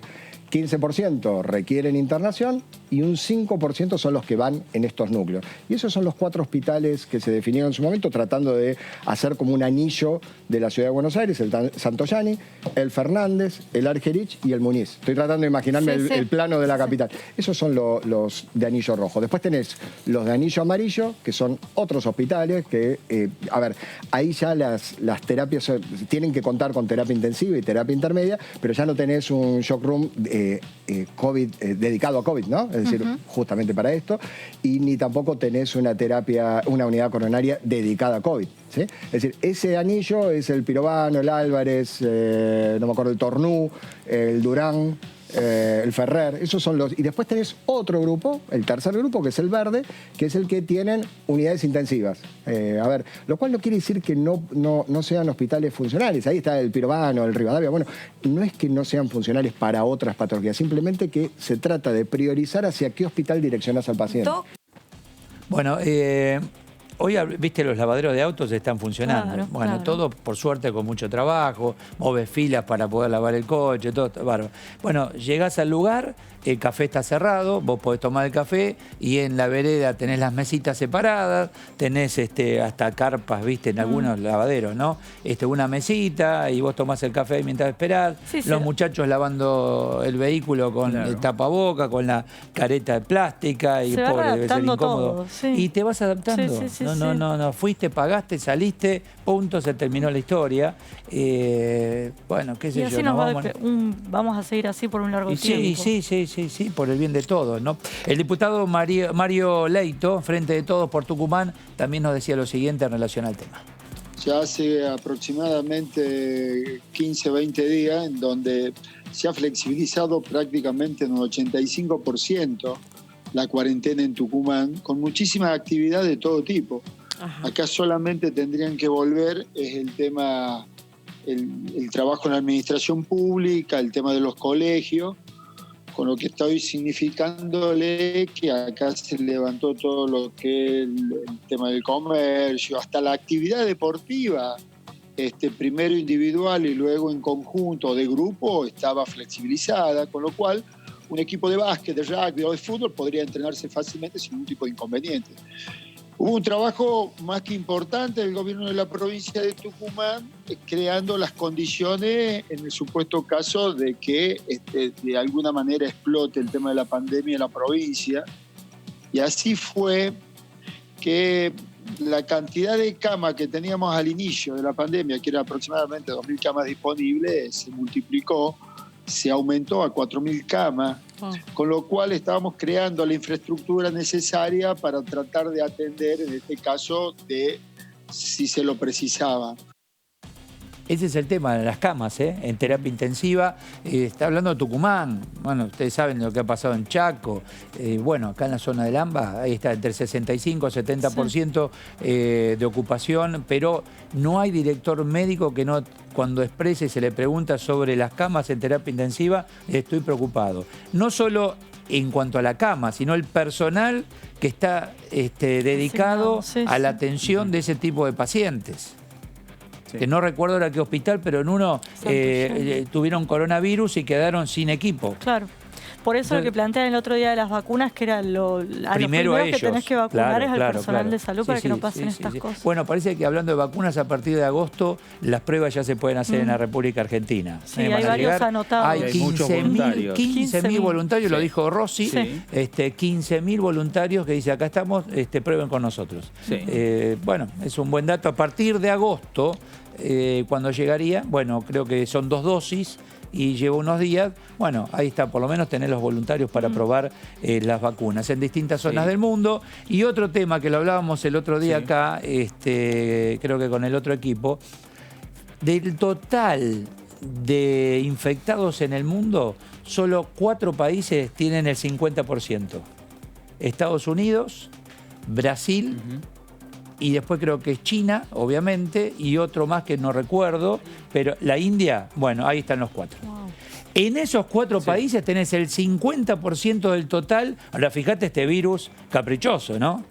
Bueno, porque son los países más poblados también. ¿Será por la densidad poblacional? Debe ser. Sí, bueno. Sí, creo que sí. Entonces ahí tenés China, India, Estados Unidos, Brasil.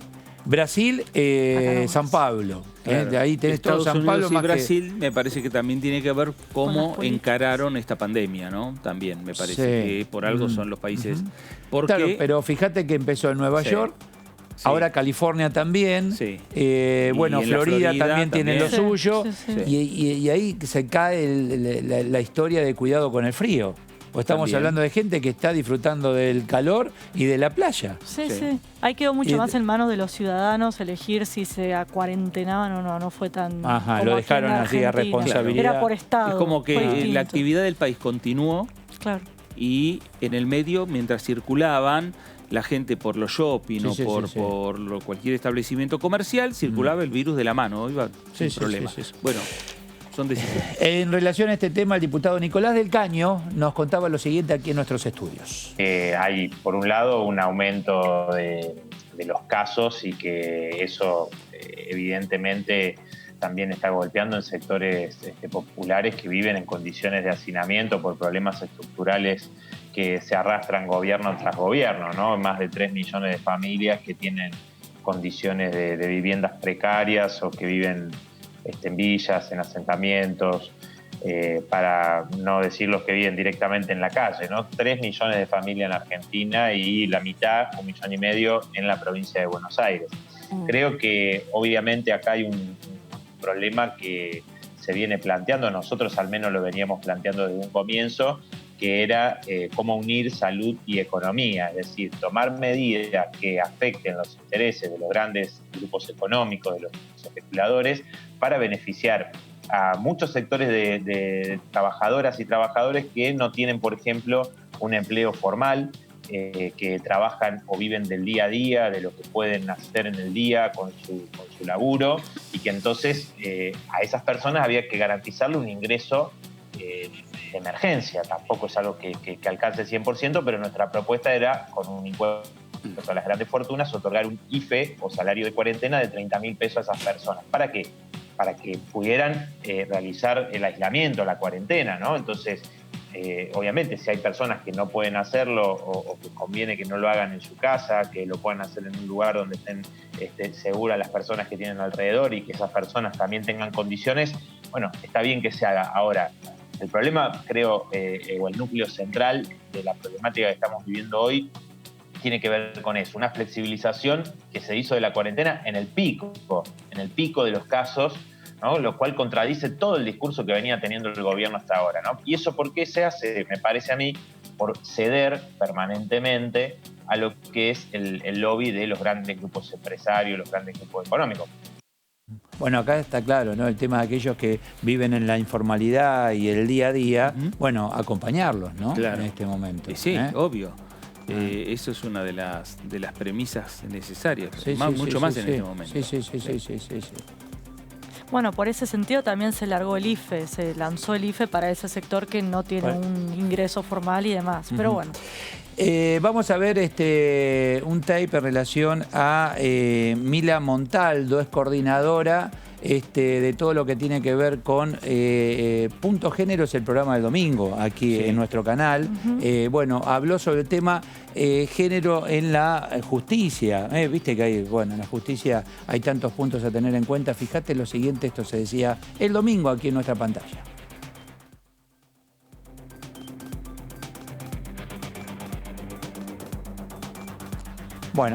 Bueno, ahí está.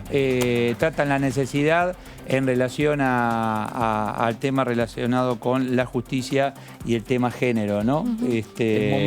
Son momentos en que se anticipa, ¿no?, una reforma judicial. Sí. En la República Argentina, proyecto que bien conflictivo el tema reforma judicial. Y eso es un proyecto que genera polémica ya desde hace años, porque me parece como que cada gobierno ha venido y ha asumido con la intención de hacer una reforma judicial. No sé si a su medida, no sé si a la necesidad de la justicia, siempre fue a su medida, pero lo cierto es que cada gobierno ha intentado hacer una reforma judicial que dura un periodo y después hay que volver otra vez a discutir. Sí. Siempre ha sido su medida. No importa quién, hacia atrás. Pero evidentemente lo están retocando, porque Alberto había dicho como en enero que ya estaba lista. Y ahora iba a mandarlo la semana pasada.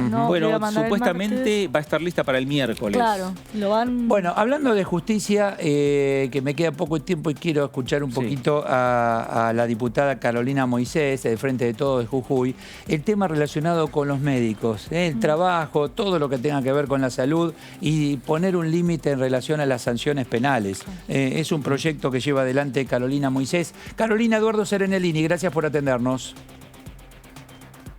¿Cómo les va? Buenas tardes. Bien, muy bien, gracias. ¿Estaba en el aire? Sí, ahí está.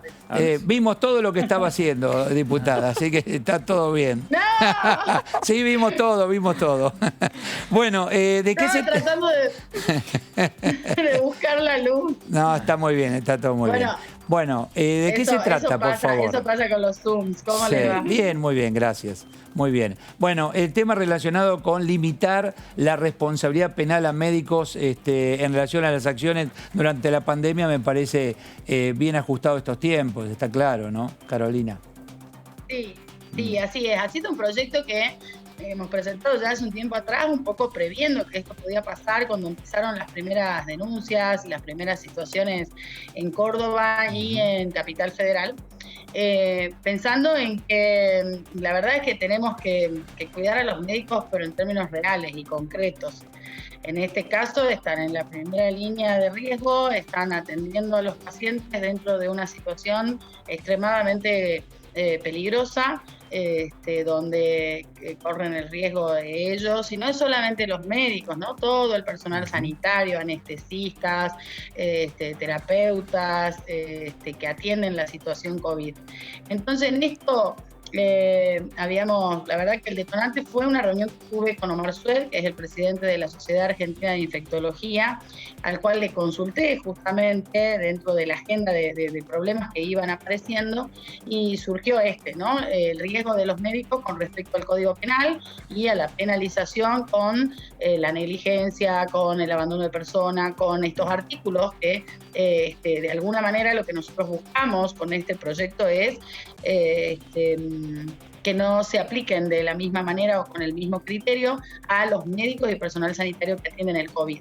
Dentro del marco de la emergencia sanitaria, mientras dure la emergencia sanitaria, y únicamente para el personal. Ahora lo van a tener que agilizar, ¿no? Porque estamos en medio de la tormenta. Digo, tienen que apurarlo el tema.